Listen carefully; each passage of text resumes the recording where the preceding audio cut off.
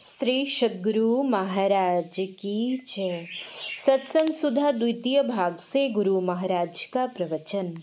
मानस रोगों को जड़ से नाश करने की युक्ति। प्यारे धर्म प्रेमी सज्जनों, देह की बीमारी को लोग प्रत्यक्ष देखते हैं और अपने शरीर में पाते हैं। साधु संत कहते हैं सब बीमारियों से आप छूटें, अच्छी बात है, किंतु बीमारी सिर्फ आपकी देह में है या और भी कहीं है? आपके मन में भी काम है।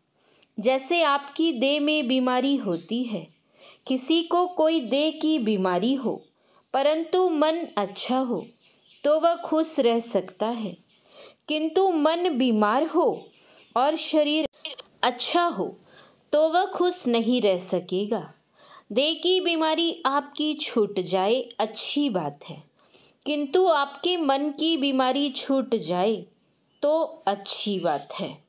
किंतु कह नहीं सकता कि मेरे मन में बीमारी नहीं है। आगे लोग भले ही कहें कि मेरे मन में बीमारी नहीं है, किंतु ज्ञानी लोग कहेंगे कि मन बीमारियों से भरा है। मोह अर्थात अज्ञानता सब रोगों की जड़ है।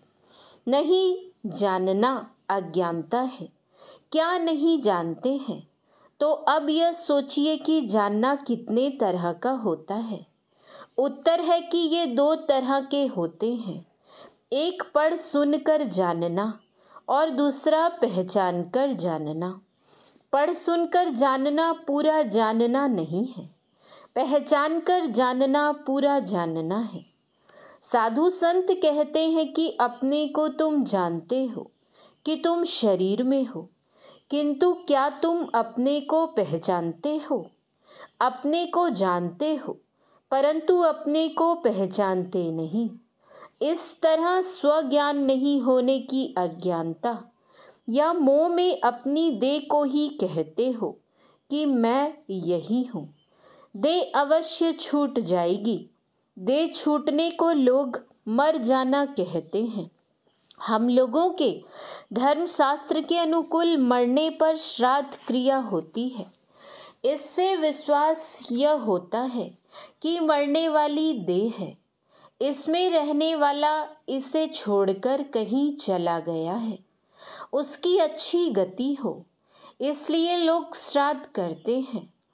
अपनी देह को भले पहचानते हो किंतु अपने को नहीं पहचानते और अपनी देह को ही अपने तई जानते हो। यह है मोह।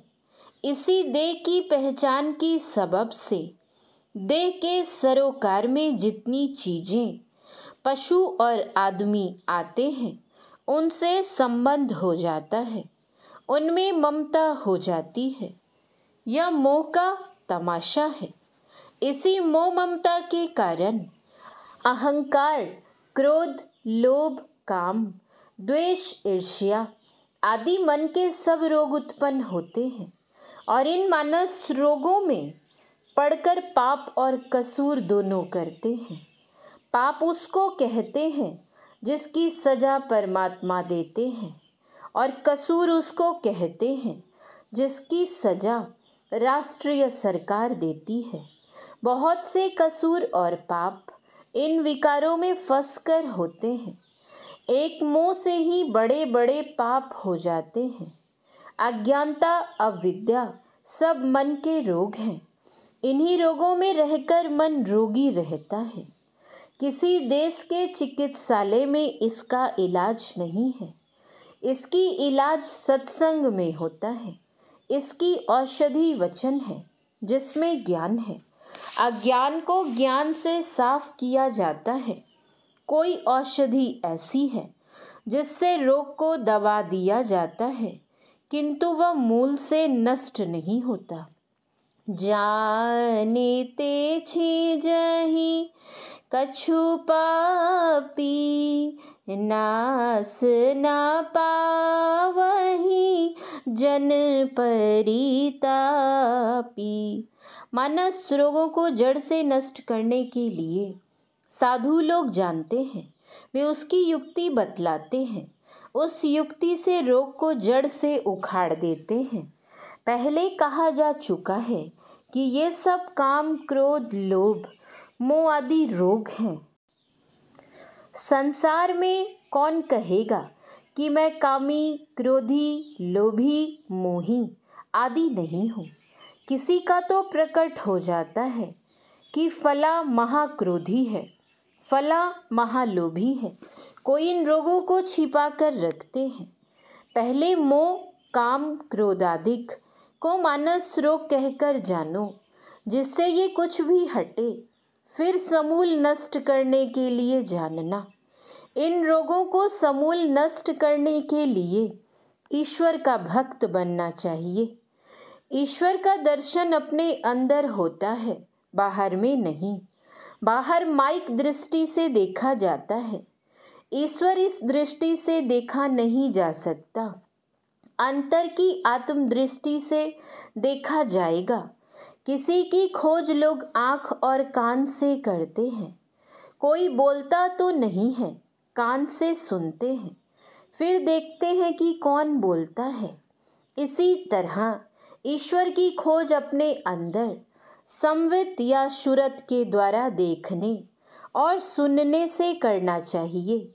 सबके अंदर में ब्रह्म ज्योति और ब्रह्मनाद अवश्य है, क्योंकि सर्वव्यापी ब्रह्म की ये विभूतियाँ परमात्मा ब्रह्म के सहित सब में व्यापक होकर रहें, इसमें संशय नहीं है। ब्रह्मनाद ब्रह्म ज्योति के दर्शन के बिना सुना नहीं जा सकता। पहले बिजली की चमक देखते हैं, फिर बादल का गर्जन सुनते हैं। ईश्वर का पता लगाने के लिए पहले ईश्वर का प्रकाश देखो, फिर उनका शब्द पकड़ो। वह शब्द सबके अंदर होता है, किंतु लोग उसे सुन नहीं पाते। सूरत अंदर की ओर नहीं होती, इसलिए आवाज़ सुन नहीं सकते। संतों का कहना है कि अपने अंदर में जैसे जैसे प्रवेश करोगे, वैसे वैसे ब्रह्म ज्योति और ब्रह्मनाद की अनुभूतियाँ पा सकोगे। दिव्य दृष्टि अंतर में देखते देखते खुलती है। अंतर में कोई साधन करे, ईश्वर के तेज को देखें तो उनके विकार दूर हो जाएं। इसलिए गोस्वामी तुलसीदास जी ने रामचरितमानस के उत्तरकांड में लिखा है, जब ते राम प्रताप खगेसा, उदित भयउ अति प्रबल दिनेसा, पूरी प्रकाश रहेउ तिहु लोका, बहुतेन्ह सुख बहुतेन्ह मन शोका, जिनहि शोक ते कहऊँ बखानी, प्रथम अवेद्या निशान सानी, अघ उलूक जहाँ तहाँ लोकाने, काम क्रोध कैरव सकुचाने, विविध कर्म गुण काल शोभाऊ, ये चकोर सुख लहहि न काऊ, मत शर्मान मोह मद चोरा, इन्ह कर हुनर न कवनी हूरा, धर्म तड़ाग ज्ञान विज्ञाना, ये पंकज बिकशे विधि नाना, सुख संतोष विराग विवेका, विगत शोक ये कोक अनेका, यह प्रताप रवि जाके, और जब करई प्रकाश, पिछले बाढ़ही प्रथम जे, कहे ते पावही नाश। जिसकी दिव्य दृष्टि खुलती है वह परमात्मा राम ब्रह्म का परम प्रताप विभूति रूप प्रबल दिनेश का दर्शन पाता है, और वह तीनों लोगों को भी अंदर में देखता है, और उसके सब मानस रोग समूल नष्ट हो जाते हैं। केवल सुनकर पढ़कर अज्ञानता दूर नहीं होती, अंदर में ध्यान करने से राम का प्रबल प्रकाश पाता है। सूर्य से बड़ा तेज कुछ भी नहीं होता। ब्रह्म का प्रकाश सब प्रकाशों से बढ़कर है। पहले प्रकाश का कुछ तेज, फिर उससे विशेष तेज, फिर और उससे भी विशेष तेज देखने में आता है, जिससे विशेष तेज नहीं हो सकता। उसको देखने वाले की अज्ञानता दूर हो जाती है। पाप कर्म सब भाग जाते हैं, वह पाप कर्म की ओर नहीं जाता। काम क्रोध लोभ मोह तृष्णा पाखंड आदि भाग जाते हैं उस सूर्य के दर्शन से। कथित सूर्य दर्शन से विहीन कितना ही ज्ञान ध्यान की बातें कहें, किंतु उसके अंदर से विकार दूर नहीं होता। अपने अंदर में साधन करें, ब्रह्म प्रकाश को देखें तो सब विकार दूर हो जाए। भजन और सत्संग करो, यही इसकी चिकित्सा है। बाहर की दवाई से मानस रोग नहीं छूटते, केवल बाहरी सत्संग से मानस रोग कम हो सकता है, किंतु बिल्कुल नष्ट नहीं होता। इसको नष्ट करने के लिए जो ब्रह्म तेज का दर्शन करे तो वह नष्ट होगा।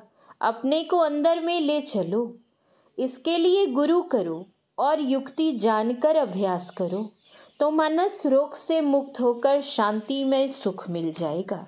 श्री सद्गुरु महाराज की जय। पुस्तक प्रेरक संत संस्मरण, लेखक गुरु सेवी स्वामी भगीरथ दास जी महाराज। चढ़ावा में अनेक कामना। पूज्य गुरुदेव अपने पितृगृह संतमत सत्संग मंदिर सिकलीगढ़ धरहरा में थे। इसी गांव की एक माई एक फजली आम लेकर आई और बोली, हुजूर अपने बाड़ी में एक आम का वृक्ष है, उसमें एक ही आम फला था, वही आम हुजूर के लिए लाई हूँ, हुजूर इसको जरूर खाइएगा। यह कहकर आम को सामने रखकर प्रणाम की। पूज्य गुरुदेव वहाँ के भंडारी बाबा को बुलाए और उनसे बोले, यह आम ठीक से रखो, कल भोजन करने के समय देना। वे व्यक्ति आम को लेकर भंडार घर की ओर चले गए। वह माई भी गुरुदेव को प्रणाम कर घर चली गई। दूसरे दिन पूज्य गुरुदेव भोजन करने के समय उस आम की खोज किए, आम नहीं मिला। अंत में भंडारी बाबा ने पूरा पता लगाकर पूज्य गुरुदेव से वहीं के एक साधु का नाम लेते हुए बोले, ये बाबा बिना हमसे पूछे उस आम को खा गए। पूज्य गुरुदेव उस साधु को बुलाकर प्रेम से समझाए, भंडार घर से कुछ भी लेकर खाना हो तो भंडारी से पूछकर खाना चाहिए, अपने मन से लेकर नहीं खाना चाहिए। जानते हो उस आम में कितनी कामना भरी थी, तुम उसको पूरा कर सकोगे? नहीं कर सकोगे। इसका परिणाम तुम्हारे लिए अच्छा नहीं होगा। अच्छा जाओ, कभी ऐसी गलती नहीं करना। वे साधु प्रणाम कर चले गए। श्री सद्गुरु महाराज की जय। श्री सद्गुरु महाराज की जय। श्री सद्गुरु महाराज की जय।